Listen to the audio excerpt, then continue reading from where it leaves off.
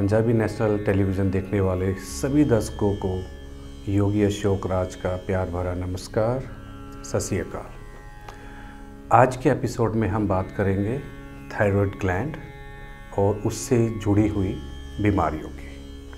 सबसे पहले मैं अपने दर्शकों को बताऊंगा कि थायराइड ग्लैंड क्या होता है, उसकी कौन कौन सी टाइप्स होती हैं, उससे जुड़े उनके रीज़न्स क्या होते हैं, उनकी कॉम्प्लिकेशंस क्या क्या होती हैं, और अंत में हम बात करेंगे थायराइड ग्लैंड के विकारों को मिटाने के लिए हम कौन कौन से योगा अभ्यास कर सकते हैं, और साथ में कुछ आयुर्वेदिक चीज़ें, दवाइयाँ हम कौन कौन सी साथ में ले सकते हैं।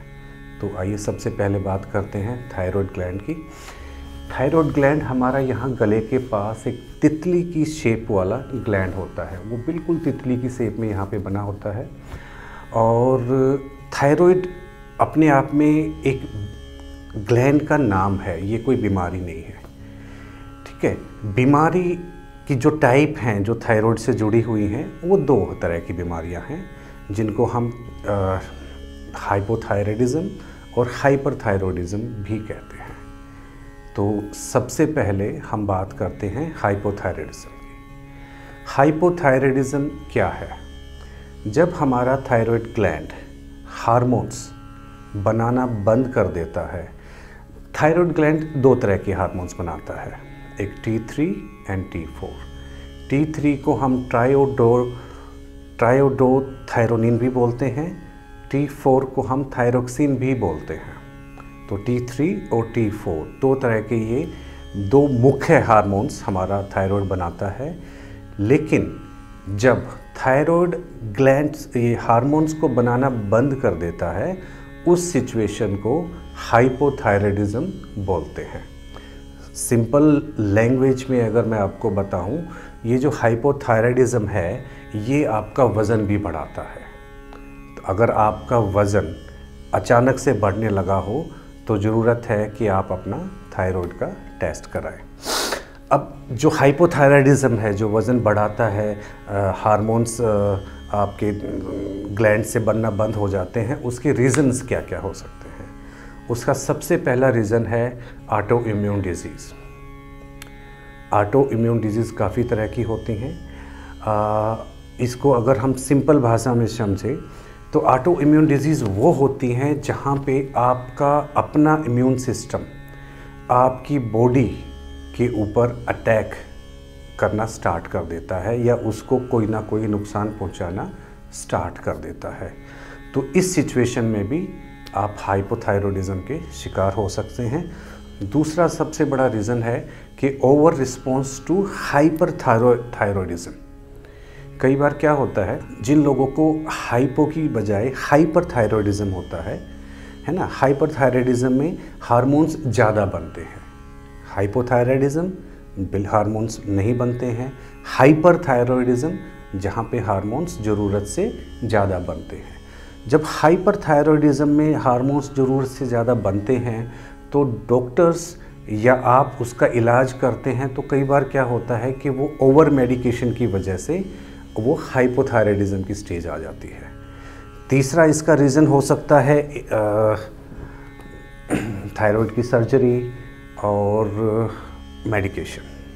हाइपोथायराइडिज्म के जो रीजन्स हैं उनके बाद हम जानते हैं कि इसके सिम्टम्स क्या क्या हो सकते हैं। आपको हार्ट की प्रॉब्लम हो सकती है, आपको आई की प्रॉब्लम हो सकती है, गले में आपको एक गोइटर करके बीमारी होती है, आपने देखा होगा कि गला आपका इतना सूजा रहता है, वो बीमारी हो सकती है। इनफर्टिलिटी जहाँ पे स्पेशली माताओं बहनों को बच्चा बेबी कंसीव करने में प्रॉब्लम ये हाइपोथायराइडिज्म करता है। और बर्थ डिफेक्ट, ये बहुत सीरियस सिम्टम्स है बर्थ डिफेक्ट का। इसका मतलब होता है कि जो बच्चा पैदा होगा उस बच्चे में हाइपोथायराइडिज्म की वजह से कुछ ना कुछ डिफेक्ट कह लो या कुछ ना कुछ प्रॉब्लम्स, हेल्थ इश्यूज़ वो साथ में हो सकते हैं। अब बात करते हैं हम दूसरे टाइप की, जिसको हम हाइपरथायराइडिज्म बोलते हैं। जैसा कि मैंने पहले भी बताया कि हाइपरथायराइडिज्म वो सिचुएशन है जहाँ पे आपका थायराइड ग्लैंड ज़रूरत से ज़्यादा T3 और T4 बनाना स्टार्ट कर देता है। तो इसके रीज़न्स क्या है? इसका भी सबसे मेन रीज़न है कि आपकी ऑटोइम्यून डिजीज़ हैं, और दूसरा इसका रीज़न है प्रेगनेंसी। प्रेगनेंसी की वजह से भी आप हाइपरथायरॉयडिज्म के शिकार हो सकते हैं, और आपके जो हार्मोन्स हैं T3 T4 वो ज़रूरत से ज़्यादा बनना स्टार्ट हो जाते हैं। अब अगर हम बात करें हाइपरथायरॉयडिज्म के सिम्टम्स की, तो ये दो मेन सिम्टम्स हैं इसके जो इफ़ेक्ट करते हैं आपके हार्ट पे और आपकी आइज़ पे। आपके हार्ट में प्रॉब्लम हो सकती है, आपको दिखना थोड़ा सा कम हो सकता है। तो हार्ट और आई की प्रॉब्लम आप ये मान के चलें कि हाइपोथायराइडिज्म और हाइपरथायरॉयडिज्म दोनों की वजह से हो सकती है। चाहे आपको हाइपो है चाहे आपको हाइपर है, ये आपके हार्ट और आपकी आँखों को इफ़ेक्ट करते ही करते हैं। ठीक है जी। अब हम थोड़ा सा एक ब्रेक लेंगे। ब्रेक लेने के बाद मैं आपको कुछ योगासन बताऊंगा जो हम हाइपोथायरॉयडिज्म और हाइपरथायरॉयडिज्म दोनों ही में बहुत लाभकारी होते हैं, और उसके बाद में हम बात करेंगे कुछ आयुर्वेदिक दवाइयों की। नमस्कार, ब्रेक के बाद आपका फिर से एक बार स्वागत है। आज के एपिसोड में हम बात कर रहे थे थायराइड की और उससे जुड़ी हुई बीमारियों के बारे में। अब मैं आपको दो योगा के पोस्चर्स बताऊंगा। ये योगा के पोस्चर हाइपोथायरॉयडिज्म और हाइपरथायरॉयडिज्म दोनों के लिए ही बेनिफिशियल है। क्यों?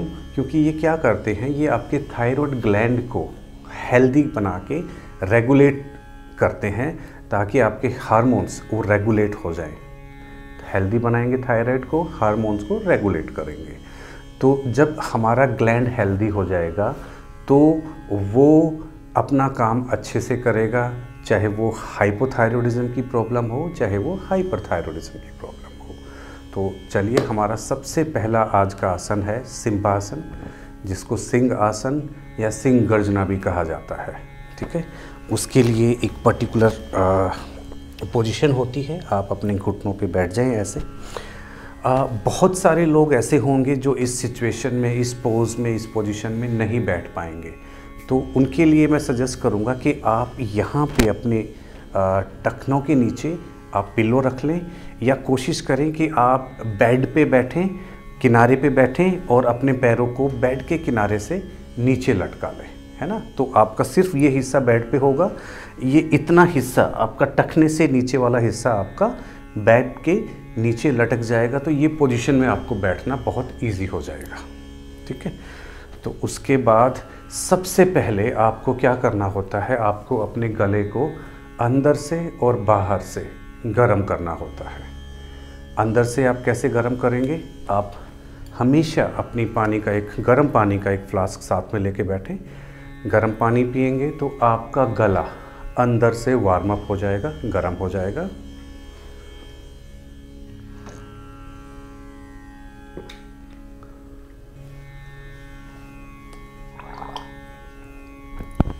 हल्का सा गरारा किया, गर्म पानी 2-3 घूंट पिया आपने। अब बाहर से गर्म करते हैं, अपने हाथों को रब कीजिए, अच्छे से अपने गले की मसाज करें दोनों हाथों से, दोनों तरफ।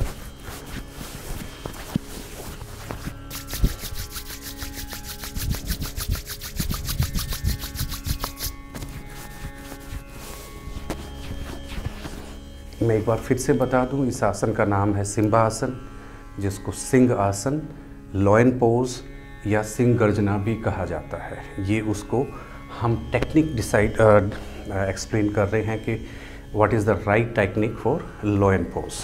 अपने हाथों को आपने उल्टा किया पैरों की तरफ, आप अपना वेट अपने हाथों पे ले आए थोड़ा सा। इस पोज में आने के बाद आपने अपनी टंग को बाहर निकालना है, आंखों को जोर से खोलना है, और जैसे शेर दहाड़ता है ऐसे आपने गर्जना करनी है।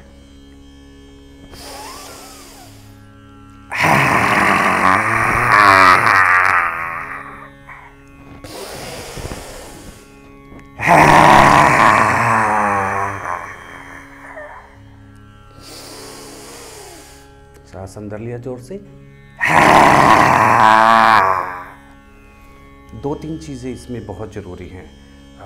जैसे मैंने सिंहासन किया, आपको इसमें खांसी आने के चांस होते हैं अगर आपने अपने गले को गर्म नहीं किया है, तो इसलिए गले को गर्म करना बहुत ज़रूरी होता है। जीभ को पूरा बाहर निकालें, शर्माए ना, सामने कांच के सामने आप प्रैक्टिस करें कि जीभ पूरी निकली हो। आप ये चेक भी कर सकते हैं कि ये कितना इफ़ेक्टिव है सिंहासन। आप चेक कैसे करेंगे? आप एक हाथ को आराम से धीरे से हल्के से आप अपने गले में, जहाँ पे आपके टॉन्सिल्स होते हैं, वहाँ पे लगाएं और उसके बाद सिंह गर्जना करें, तो आपको फील होगा कि कितनी ज़्यादा वाइब्रेशंस हमारे गले में बन रही हैं।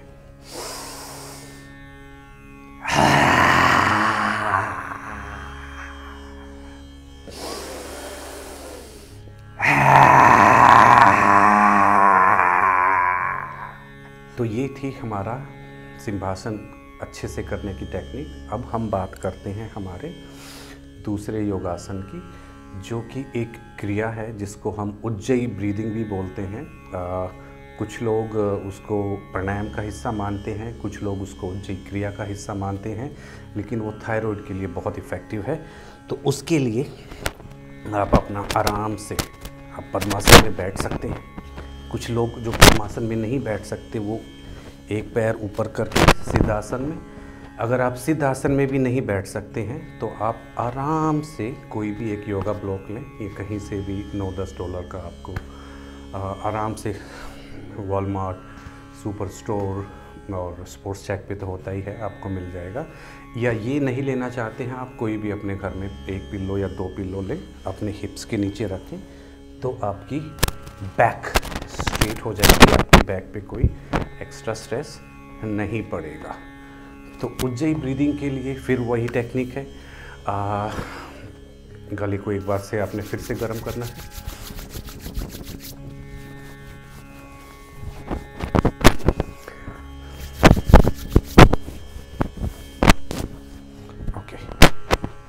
उज्जयी ब्रीदिंग जब आप स्टार्ट करते हैं तो आप उसकी इंटेंसिटी जब आप स्टार्ट करते हैं वो कम रखें। सिंहासन में भी उसकी इंटेंसिटी आप कम रखें, 30%, 40%, धीरे धीरे बढ़ाते जाएं, 100% तक आ जाएं। अगर पहली बार में आपने 100% किया तो आपका गला पे बुरा असर पड़ता है, आपकी आवाज़ चेंज हो सकती है। और 1-2 दिन तक जब आप स्टार्टिंग में सिंहासन या उज्जयी ब्रीदिंग आप करना स्टार्ट करेंगे तो हो सकता है 2-3 दिन के लिए आपकी आवाज़ थोड़ी सी चेंज हो जाए, थोड़ी सी भारी हो जाए। वो सबके साथ होता है, घबराने की ज़रूरत नहीं है। आप नमक के गर्म पानी के गरारे करते रहें या गर्म पानी में थोड़ी सी हल्दी डाल के उसके गरारे करते रहें, 2 दिन में आपका गला ठीक हो जाएगा। तो चलिए उज्जयी ब्रीदिंग। आप बैक सीधी करके आराम से बैठे, वायु मुद्रा।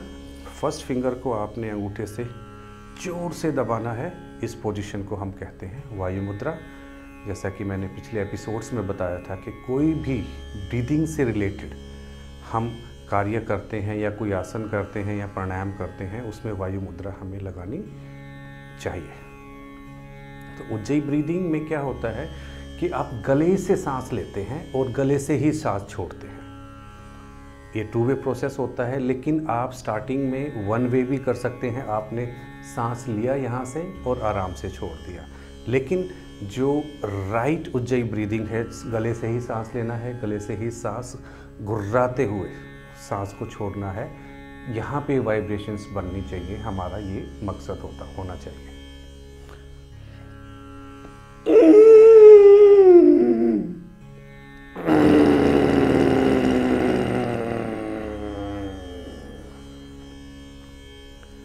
पहली बार जब आप इनहेल करेंगे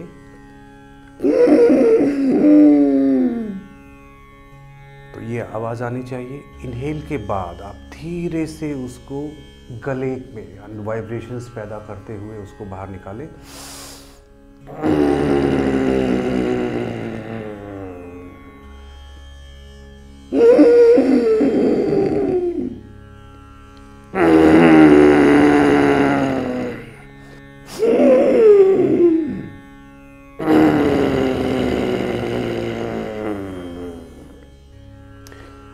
सांस नाक से ही ले रहे हैं, नाक से ही छोड़ रहे हैं, पर आपका जोर, आपका जो कोशिश ये होनी चाहिए कि आपका जोर आपके गले से लगे, आपके गले पे वाइब्रेशंस हों, वहाँ पे आपको इफ़ेक्टिवनेस फील होनी चाहिए।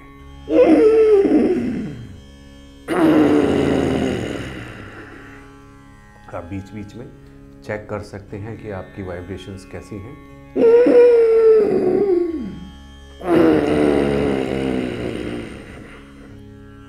इनहेल में आपको ज़्यादा वाइब्रेशंस फील नहीं होंगी, लेकिन एक्सहेल में बहुत बहुत ज़्यादा वाइब्रेशंस आपको फील होंगी आपके थायराइड ग्लैंड के ऊपर।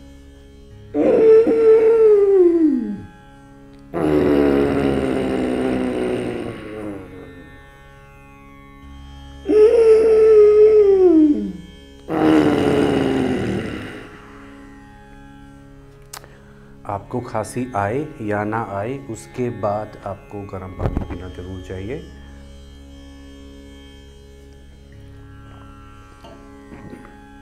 और अब हम बात करेंगे कि आप और क्या कुछ ऐसा खा सकते हैं जो आपको थायराइड, जो हाइपोथायरॉयडिज्म है या हाइपरथायरॉयडिज्म है, उसमें लाभ दे।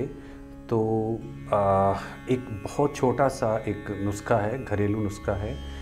हम सबके घर में धनिया होता है, सूखा धनिया भी होता है और हरा पत्तियों वाला धनिया भी होता है। तो आप दोनों में से कोई भी ले सकते हैं। मैं सजेस्ट करूंगा कि आप हरा पत्तियों वाला धनिया लें। उसमें जो एक कम से कम 6, 7 या 10 डंडियां आप लें और उसको रात में आप पानी में भिगो दें। पूरी रात उसको पानी में रहने दें। पानी को हमारे वेदों में, शास्त्रों में अमृत माना गया है। जब वो धनिया रात को पानी के साथ रहेगा तो अमृत के गुण धनिये में आ जाएंगे। उस धनिये को आपने पानी से निकाला और आपने मिक्सी में डाल दिया और उसमें 1 गिलास गर्म पानी अलग से डाल दिया। जिस पानी में आपने भिगोया था वो पानी यूज़ नहीं करना। अलग से आपने 1 गिलास हल्का सा गर्म कोसा पानी आपने दाल में आपने मिक्स कर दिया। वो पूरा पानी हरा हो जाएगा, वो पूरा धनिया मिक्स हो जाएगा पानी के साथ। वो आपने सुबह सुबह हर रोज़ खाली पेट पीना है। तो ये बहुत आसान सा, सीधा, सिंपल नुस्खा है थायराइड, हाइपोथायरॉयड और हाइपोथायरॉयडिज्म के लिए। और मैं एक बार आपको अपना नंबर बता देता हूँ। किसी को भी कोई भी इससे रिलेटेड या किसी और चीज़ से रिलेटेड, योगा से रिलेटेड कोई भी इनको इन्फॉर्मेशन या इंक्वायरी चाहिए तो आप मुझे टेक्स्ट कर दें, क्योंकि आप फ़ोन करेंगे हो सकता है मैं ना उठाऊं, मेरी योगा क्लासेस होती हैं। आप मुझे टेक्स्ट कर दें। नॉर्मल टेक्स्ट कर सकते हैं, SMS कर सकते हैं या व्हाट्सएप कर सकते हैं। जैसे ही मुझे आपको मिलेगा मैं आपको रिवर्ट बैक करूँगा। मेरा नाम है योगी अशोक राज। मेरा मोबाइल नंबर है 7802425171। चलिए, आज के एपिसोड में इतना ही आप लोगों के लिए। योगी अशोक राज का नमस्कार आपको, और दुआ करता हूँ कि आप लोग सब सुखी रहें और स्वस्थ रहें।